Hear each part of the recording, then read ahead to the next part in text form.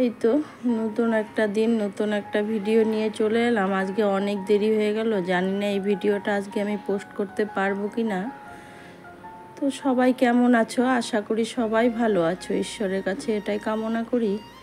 কাছে দূরে দেশ ও দেশের বাহিরে আমার সমস্ত আত্মার আপন মানুষজনদের জন্য রইল অন্তর থেকে অনেক অনেক ভালোবাসা। সাধারণ ভিউয়ার্সদের জন্য রইল প্রাণ ঠালা ভালোবাসা। তো তোমাদেরকে এর আগের ব্লগেই বলেছিলাম আমি শরীরটা ভালো নেই আমার। তো সত্যি শরীরটা আমার খুব খারাপ। আর বলো তো কি, গতকাল কোনো ভিডিওই করিনি আমি, শরীরটা এত অসুস্থ ছিল বলে। তো সারাদিন ঘরে কাজকর্ম করে রান্না বান্না করে খাওয়া দাওয়া করে কিন্তু বিকেল 4টার সময় আমি বেরিয়ে পড়েছি বাড়িতে আসার জন্য। ওই দেখো গাড়ির মধ্যে বসে আছি কিন্তু আমি। তো তোমাদেরকে থামরেলে যেটা আমি বলেছি, একটা মানুষই মানুষের শত্রু, তো সেটাই বলবো। দাঁড়া, ওই যে শত্রুর সূত্রপাতটা কিন্তু এখান থেকেই হলো। দেখতেই পাচ্ছ গাড়িটা বারবার এগিয়ে যাচ্ছে আবার দাঁড়াচ্ছে, আর আমি কিন্তু পেছনের গাড়িটাতে আছি। তো সেটা নিয়েই বলছি, দাঁড়াও তোমাদেরকে। বলো তো কি হয়েছে, আমরা তো অনেকক্ষণ থেকে পেছনের গাড়িটাতে বসে আছি। তো গাড়িটাতে প্যাসেঞ্জার হচ্ছে না বলে ছাড়ছিল না। তো প্রচণ্ড গরমও পড়েছে, সবাই মিলে বলছিলাম ভাই এবার ছাড়ো, খুব গরম লাগছে। তো ছেলেটাও না মানে অনেকটাই ছোট হবে, আমার ছেলের বয়সেরই হবে। তো বলছিল যে কাকিমা, সবাইকেই বলছিল দিদি ভাই কাকিমা এরকম করে, যে কি করে যাই, গাড়িতে এখনও লোকই হয়নি, আর আমার তেলের পয়সাও যদি না উঠে গিয়ে কি হবে। তো কষ্টও লাগছিল। আর ওই বাচ্চাটাকে দেখছো, ওই যে ওর মাটা আমার পাশেই বসে আছে, একদম ছোট্ট চাপা জায়গা, তো মাটা বাচ্চাটাকে কোলে নিয়ে বসতে পারছে না। তাই আমি বাচ্চাটাকে একটু কোলে নিয়েছি, বললাম দাও আমার কাছে বাচ্চাটাকে। তো দাঁড়িয়ে আছে, গাড়িটা ছাড়ছে না।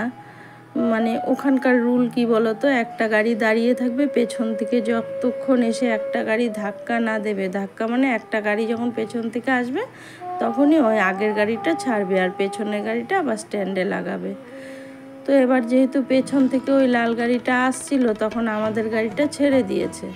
তো আমাদের ড্রাইভার তো জানে ও তো ওখানে দাঁড়াবে, তো সে দাঁড়ায়নি জানো, সে সাইড কাটিয়ে আবার চলে এসছে। দেখো পরপর দুটো গাড়ি, তাহলে মানে দুজনেরই তো হলো না, তাই না বলো? সামনের দিকে আগে যে গাড়িটা যাবে, প্যাসেঞ্জারগুলো রাস্তায় পেলে তো ওই গাড়িটাতেই উঠবে, পেছনের গাড়িটার তো আর কিছু হলো না। তো এটাই রেগে গিয়েছিল আমাদের গাড়ির ড্রাইভারটা, ভাই তুই এটা কি করলি, এটা পেটে লাথ মারলি, তুই তো ওখানে দাঁড়াতে পারতিস, আর যদি তুই দাঁড়াবি না চলে এলি তাহলে বলতে পারতিস আমি দাঁড়াতাম, আমার প্যাসেঞ্জারগুলোকে নিয়ে তুই চলে আসতিস। এই নিয়ে এক কথা দু কথায় ওদের খুব ঝগড়া হয়েছে।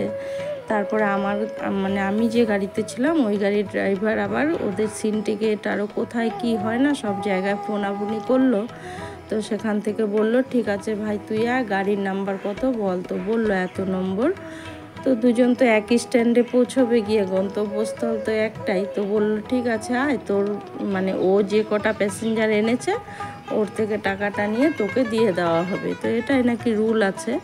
তো জানি না, ও দেখো মানে আমার কথা হচ্ছে তোমরা একই পেশায় কাজ করো, সব জানো তোমরা, তাহলে এই কাজটা কেন করতে গেলা, একজন আরেকজনের পেটে লাথ মারলা। তাই আমি বলেছি মানুষ মানুষেরই শত্রু, তাই না বলো? আজকাল কিন্তু কোনো কিছু দেখে ভয় লাগে না, মানুষকে দেখেই কিন্তু ভয় লাগে।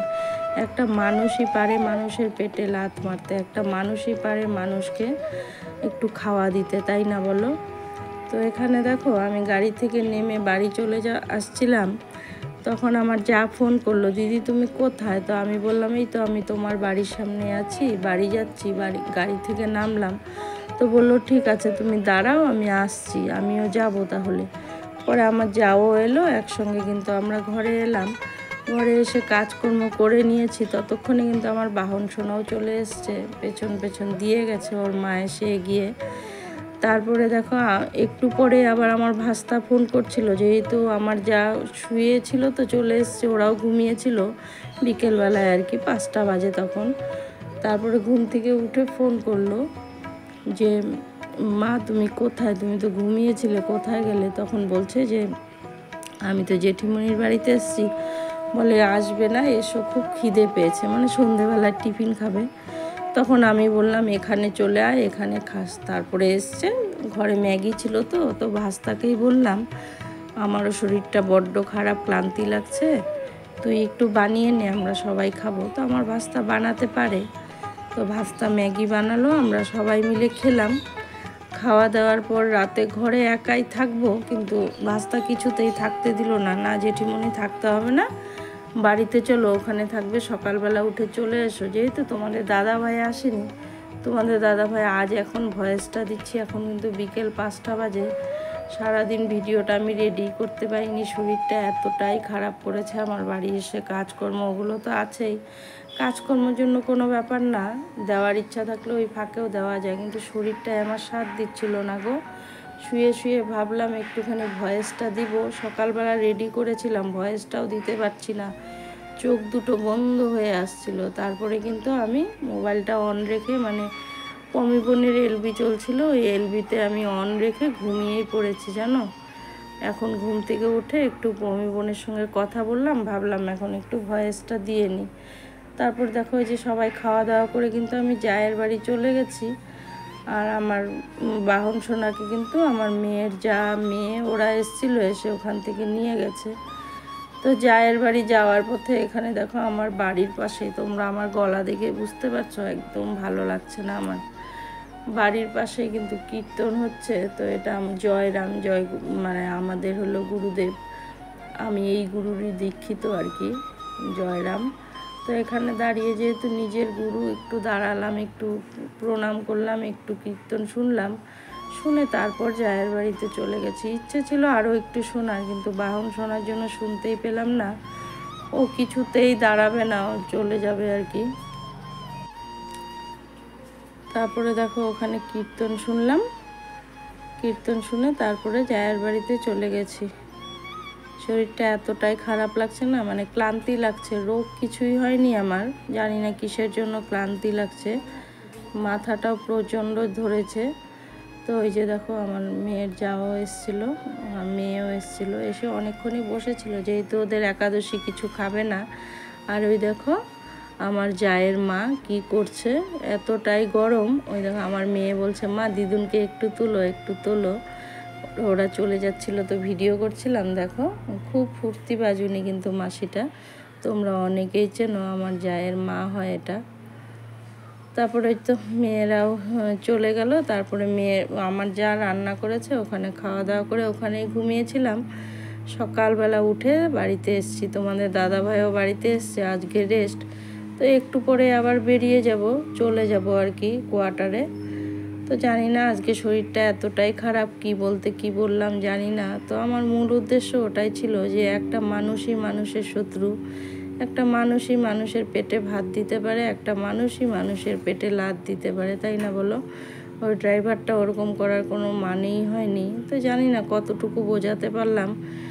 তো আমার বাহন সোনার কিন্তু আজকে বার্থডে, তোমরা সবাই একটু উইশ করো আমার বাহন সোনাকে, একটু আশীর্বাদ করো যেন বড় হয়ে মানুষের মতো মানুষ হয়। ওকে নিয়ে তো সবার অনেক স্বপ্ন আছে, জানি না ও কতটুকু পুরো করবে। তো একটু আশীর্বাদ করো ও যেন ভালো থাকে, সুস্থ থাকে। এই দেখো চলে যাচ্ছে। আর সবার লাস্টে না বাহন সোনার কয়েকটা ছোটোবেলার ফটো দিয়েছি, আমার আগের মোবাইলে প্রচুর ফটো ছিল জন্ম থেকে নিয়ে আজ পর্যন্ত। তো যেহেতু মোবাইলটা খারাপ হয়ে গেছে, একটাও ফটো নেই জানো তো, খুব দুঃখ এটার জন্য। আমার ইচ্ছে ছিল যে এবছর আমি ওর ফটোগুলো দিয়ে একটা ভিডিও করব, কিন্তু সেটা আর হলো না। তো এই যে দেখো আমার যা রান্না করেছে রাতে, দিনের বেলা মাছের ঝোল ছিল, রাতে আবার ডাল চচ্চড়ি আলু ভাজি করেছে, ওটা দিয়ে খাওয়া দাওয়া করে ওখানে ঘুমিয়েছি আর কি। তো জানি না কে বা কারা এতক্ষণ পর্যন্ত আছো আমার বকর বকর শোনার জন্য, যেই আছো না কেন, যে বা যারা আছো, তাদের জন্য রইল অন্তর থেকে অনেক অনেক ভালোবাসা। এভাবে আমার পাশে থেকো। আমার শরীরটা আজ খুব খারাপ, তোমাদের পাশে যেতে পারবো না গো, আমি সত্যিটাই বলে দিলাম তোমাদেরকে। শরীর সুস্থ হয়ে তারপরে নিশ্চয়ই যাব। সবাই যে যারা ভালোবাসো নিশ্চয়ই আসবে, আমার পাশে থাকবে। তো সবার জন্য রইল অন্তর থেকে অনেক অনেক ভালোবাসা। দেখা হচ্ছে দ্বিতীয় দিন দ্বিতীয় কোনো ব্লগে, যদি শরীরটা সুস্থ হয় তাহলে। সবাই ভালো থেকো, সবাই সুস্থ থেকো। দেখো এটা বাহনের 1 বছরের ফটো। আজকের মতো এখান থেকেই বিদায় নিলাম।